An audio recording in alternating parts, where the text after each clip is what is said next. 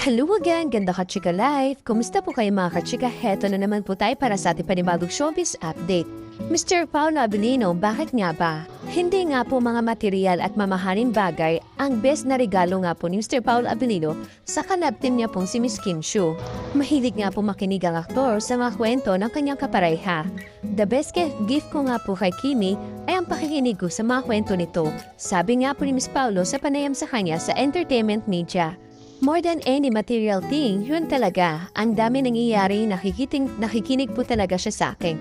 Pangsang-ayon niya po ni Miss Kim Chiu. Siyempre, masaya naman po si Miss Kim sa walang saong pakinig sa kanya ni Paulo. Hindi ko lang masyado iniisip with everything that happens, pero more than anything, I'm grateful na ang dami nating trabaho. Andyan siya, nakikinig, very happy ako. Nagbibigay siya ng advice, sabi nga po ni Miss Kim Chiu na nakangiti. Biro pa nga po niya, advanced mag-isip, forward thinker siya, advanced thinker siya, papunta pa lang doon nandun na po siya. Samantala napapanood na nga po ang bago nila series na The Alibay sa Prime Video. Nakakatuwa nga po ang Kim Pawan dahil magiging available nga po sa 240 territories nga po ang The Alibay. Samantala, kinuyog nga po ng mga netizen ang post nga po ni Bea Bores tungkol nga po sa pangako nito sa sariling hindi na po lalandi or makikipag-flirt.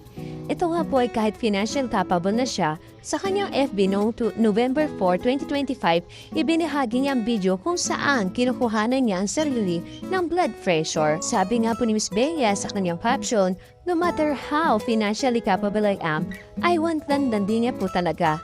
Maririnig din po sa video na sinabi niyang high risk nga po ang estado ng kanyang pagbubuntis. Sa comment section nga po ng kanyang post, nag-iwan nga po ng maikling pahayag ito si Ms. Bea Bores tungkol nga po sa premarital sex. Aninya, kahit gaano ka pang hapogi, I won't buka ka na po ever again. Mungos naman po ang mga makukulit at nakakatawang komento mula sa mga netizen. Ayon nga po sa isa na komento na ating nabasa, hindi naman daw pogi ang alleged father na pinagbubuntis niya. At bakit daw siya bumuhaka? Kwento naman po na isang netizen, but he's not so pogi. Why did you bukaka kasi? Hahaha, but it's a blessing. Next time, don't bukaka if you're lasing. Sabi nga po na isang komentum ulit. Kung matatandaan nga po natin, inamin nga po ni Ms. Bea Bores na siya ay nabuntis noong August 12, 2025 sa pamamagitan niya na isa nga pong vlog na pinamagatan nga po niyang finding out I'm pregnant plus friends reaction. Sabi nga po niya sa caption, I've been uploading on YouTube for 6 years and I never imagined I'd making this kind of video. Here we are, I have never been happier. Sabi nga po niya, Mr. Albia Carino, hindi nga po nakapagpigit. Hindi na nga po nagpatumpik-tumpik at direkta ang pag-call out nga po ni Mr. Albia Carino Casino sa celebrity engineer na si Mr. Slater Young. Sa kanya nga pong IG stories, ibinahagi nga po ni Mr. Albi ang kanyang mensahe para nga po kay Slater. Iniuugnay kasi ngayon ng publiko ang malawakang pagbaha sa Cebu sa pagpapatayo di umano ng celebrity engineer ng luxury condo living na Motirazas de Cebu.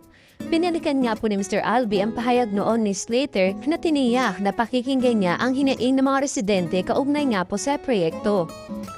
Many people were commenting that this would happen on your post as long as 115 weeks ago. Looks like they were spot on. Saad nga po ni Mr. Albi, I thought you were listening to feedback. Seems like you're only fully quiet now. But, dagdag pa nga po nito, matatandaan nga pong hinihayag nga po ng Department of Environment and Natural Resources o tawagin nga pong DENR na magsasagawa ito ng investigasyon kaugnay nga po sa proyekto ni Slater. Hinihintay nga po ng karamihan kung ano po ba ang magiging pahayag ni Mr. Slater kaugnay nga po sa hanas nga po nitong si Mr. Albi Casino. Samantala, dumako naman po tayo sa pinakahuli nating showbiz update. Inabangan nga po sa Itbulaga nitong Saturday nga po ang naging guesting ng Sex Bomb Girls. After 20 years nga po ay muling nagbalik ang sikat na OG girl group sa EB kung saan sila nagsimula. Nagmistola nga pong grand homecoming nga ang nangyari sa longest running noontime show sa bansa nito nga pong weekend dahil nga po sa pagbabalik ng Sex Bomb Girls. Hindi nagdamot ng suporta ang dapper cut sa mga girls na tatak EB naman talaga.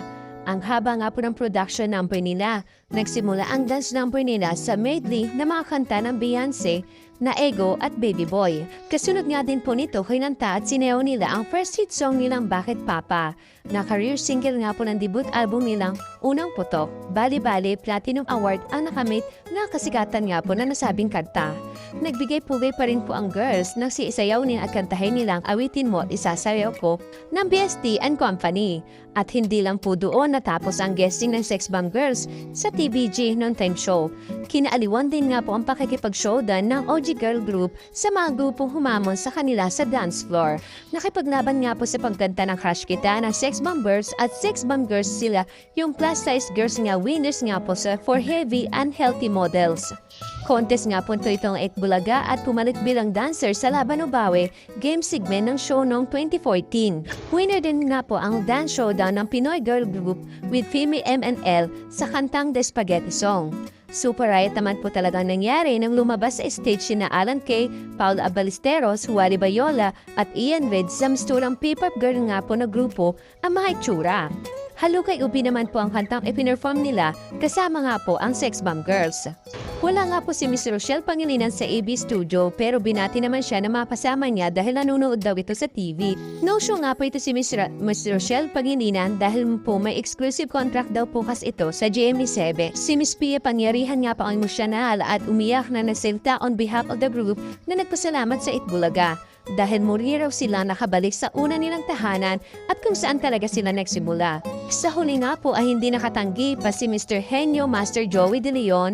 Nangayahin nga po siya ng mga girls na maging special guest nila sa inaabangan nga pong homecoming concert ng grupo na Get Out.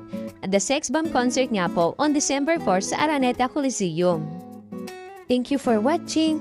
Kung nagustuhan niyo po ang video ito, subscribe na sa Starlight Showbiz YouTube channel and please don't forget to hit the bell button for our latest updates.